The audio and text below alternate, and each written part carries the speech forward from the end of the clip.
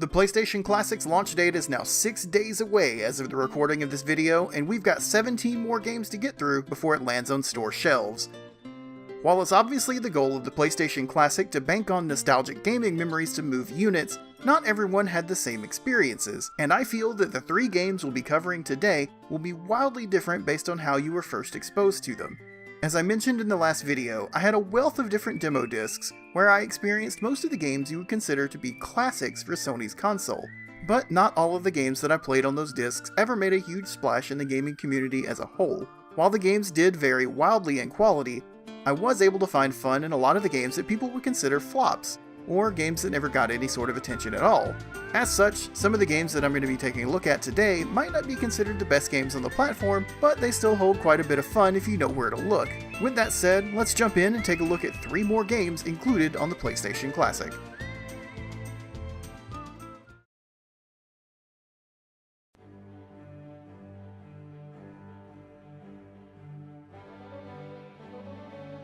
Our first game for today is Intelligent Qube, or IQ for short. It's an incredibly stylish puzzle game, one that wouldn't be out of place with the likes of games like Lumines or Tetris Effect, for example. While not graphically flashy like the previously mentioned games, Intelligent Qube's outrageously grandiose soundtrack and extremely minimalistic but effective visuals combine for an experience that you won't forget anytime soon. When I played this game originally on a demo disc, it didn't come with any of the musical tracks included, despite having 3 whole levels, and upon playing the full version of the game, which admittedly I didn't do until very recently, I thought someone had edited the game's files to include orchestrated music from JRPGs like Chrono Trigger. I simply couldn't believe that this game not only had a soundtrack, but also had a soundtrack that sounded the way that it does. The music that you're hearing in the background right now is the track that plays during Stage 1. Gameplay-wise, Intelligent Qube is a fantastic puzzler, simple in concept and complicated in execution, as most great puzzle games are. You place a mark on the ground, and then activate that mark to remove a cube. If you remove a green cube, it becomes a bomb that can remove cubes in a 9x9 grid. If you remove a black cube, or let any cubes besides the black ones fall off the edge, the playfield is shortened, giving you a disadvantage later on in the level. The object is to finish a wave of cubes in the fewest possible moves, and if you finish a wave perfectly without dropping any or marking any black cubes, you gain space on the playfield. This game is an underrated gem, and easily one of the best games on the PlayStation Classic. Easy access to this game on a modern television is, in fact, one of the more compelling reasons to actually own the device in general. I give Intelligent Qube a rock-solid 10 out of 10.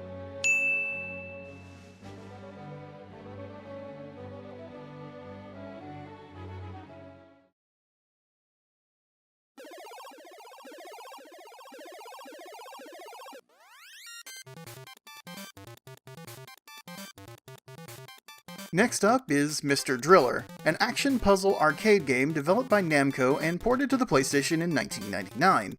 This is one of the first games on the collection where I question its inclusion in general, as Mr. Driller was a multi-platform game and was ported to just about anything with a controller in 1999, including the Game Boy Color, WonderSwan, cell phones, and the Sega Dreamcast. On other microconsoles like the NES Classic, you'd have games that were largely influential to the chosen console. But this game's inclusion is just baffling. While I'm not denying that the game itself is fun, it's just a questionable multi-platform choice in a sea of influential PlayStation exclusives.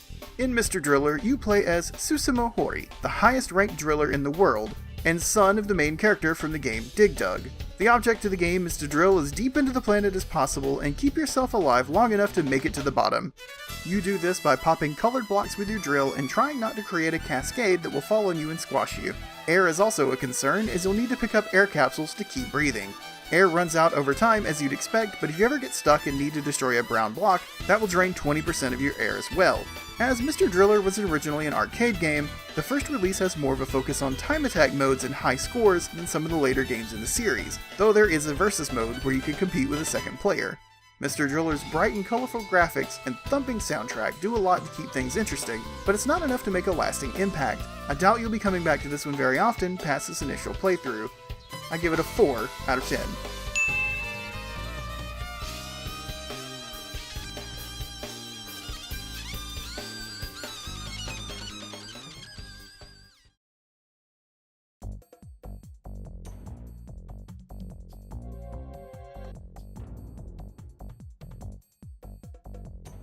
Last up on the list today is Syphon Filter, an action game in the time before dual-stick shooters had made their mark on the gaming industry. Developed by Eidetic Games, who is now a first-party Sony development team going by the name SIE Bend Studios. No one expected this game to be as big as it was. It made a huge splash when it came out, grabbing nearly perfect review scores from every outlet at the time, and honestly, they were well deserved.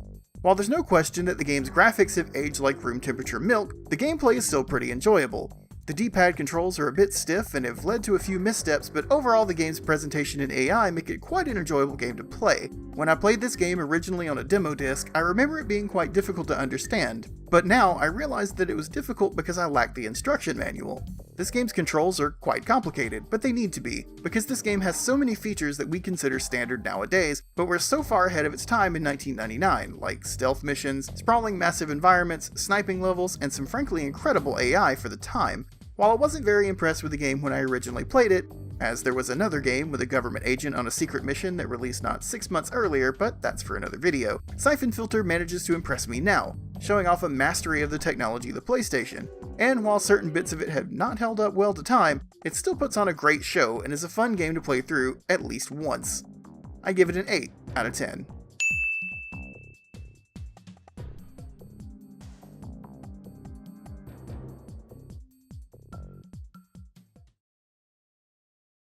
So, that's today's videos. I hope you enjoyed watching this, and if you haven't checked out the first video in the series, make sure you do that. And if you don't want to miss the next 5 videos in the series, go ahead and click that subscribe button so you can be the first one in line to see every video from Question Block Gaming. Thanks for watching, and I will see you on the next one.